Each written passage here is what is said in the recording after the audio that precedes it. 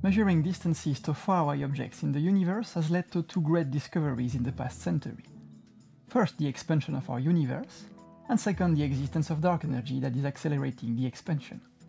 The current standard cosmological model, or lambda CDM, which is composed of dark energy and cold dark matter, explains numerous cosmological observations in the past decade. The current expansion rate of the universe, set by the Hubble Constant, is a key parameter in this cosmological model. It can be either inferred from the observations of the cosmic microwave background, as the Planck and the WMAP missions did, or directly measured in the local universe. In the H0LiCOW and COSMOgrail collaborations, we make use of the power of gravitational lensing to measure the so-called time delay distances and the Hubble constant. To do so, we focus on systems known as strongly lensed quasars. Such a system is composed of a bright and remote quasar lying behind a massive galaxy. The gravitational field of the massive galaxy acts like a lens and distorts the light ray emitted by the quasar in such a way that multiple images of the quasar appear around the foreground lens galaxy. Since the light radiated by the quasar changes over time, we see the same flickering pattern in each of the quasar images, but delayed in time due to the different light path of the different images. This delay is analogous to delays in traffic. Suppose four friends are leaving separately from Lausanne to Munich for the Oktoberfest and are experimenting with the different routes shown here. Even though the four friends leave Lausanne at the same time, they will arrive in Munich at different times. The arrival delay depends on two things. First, the difference in the path length, and second, the traffic condition. Similarly, the delay in strongly lensed quasar images depends on 1. The distance traversed by the quasar light ray, and 2. The gravitational delay of the lens. Since the distance traversed depends on the expansion history of the universe that is set by the Hubble constant, we can use this time delay between the multiple images to directly measure the Hubble constant. We use 5 of the best lens quasars discovered to date to measure the Hubble constant.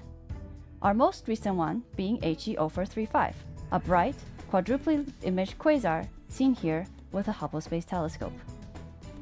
Using such images, we can build a model of the foreground galaxy mass distribution and predict how the background quasar looks like through this cosmic lens. The bending of the light rays depends primarily on the lens galaxy, but all the other galaxies along the line of sight between us and the quasar also have a small but measurable impact on the bending.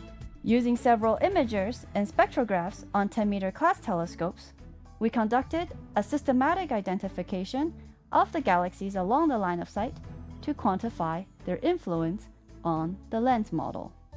Another key ingredient for the method to work is, of course, the time delays between the lens images.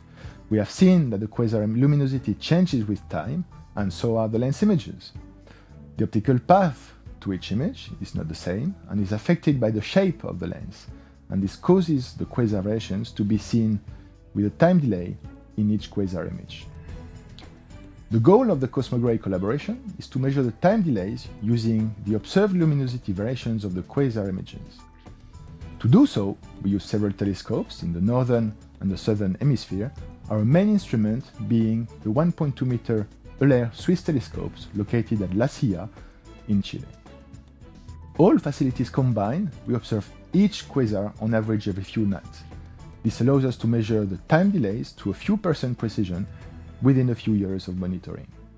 For H0LiCOW, our monitoring campaign started 13 years ago, catching as many luminosity variations as possible for each of the 4 quasar images. These variations are turned into light curves where we can see by eye many similar features appearing at different epochs.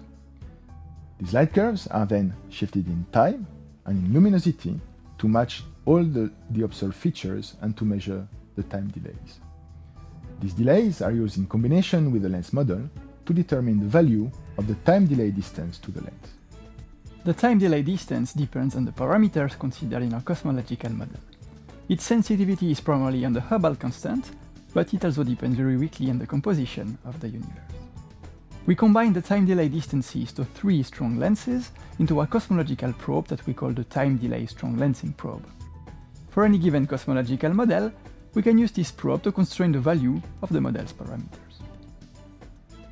For example, if we consider the lambda CDM model, which is a flat universe with a dark energy in the form of a cosmological constant, we can combine the individual constraints from our 3 strong lenses and obtain a single value of the Hubble constant around 72.